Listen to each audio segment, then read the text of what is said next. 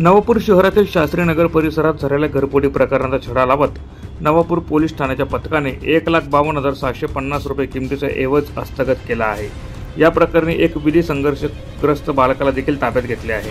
21 जून 2025 रोजी मध्यरात्रीच्या सुमारास फिर्यादी जयेश शंकर वसावे वय 32 वर्षे हे आपल्या कुटुंबासह घराच्या पुढच्या खोलीत झोपलेले असताना अज्ञात चोरट्यांनी त्यांच्या घराच्या मागच्या दरवाजाची कडी तोडून घरात प्रवेश केला आणि घरातील टेबल व कपाटातून मोबाईल, सोन्याचे दागिने आणि घड्याळ असा 1,52,000 रुपये किमतीचा एवज चोरून नेला होता। या प्रकरणी गुन्हा दाखल करण्यात आला होता। पोलीस निरीक्षक अभिषेक पाटील यांच्या मार्गदर्शनाखाली विशेष पथक स्थापन करण्यात आले। तपासादरम्यान घटनास्थळ परिसरातील सीसीटीव्ही फुटेज व गोपनीय माहितीच्या आधारे एका विधी संघर्षग्रस्त बालकावर संशय बळावला। चौकशी अंती बालकाने गुन्ह्याची कबुली दिली असून त्याच्याकडून चोरीचा संपूर्ण एवज, 2 अँड्रॉइड मोबाईल, सोन्याचे दागिने व घड्याळ जप्त करण्यात आला आहे।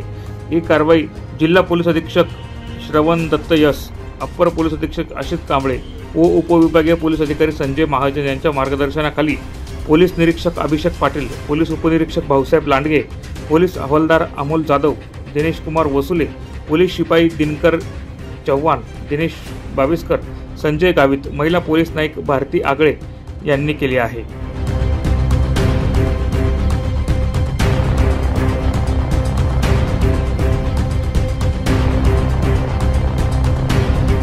प्रतिनिधी प्रवीण चव्हाण, माझा महाराष्ट्र न्यूज, नंदुरबार।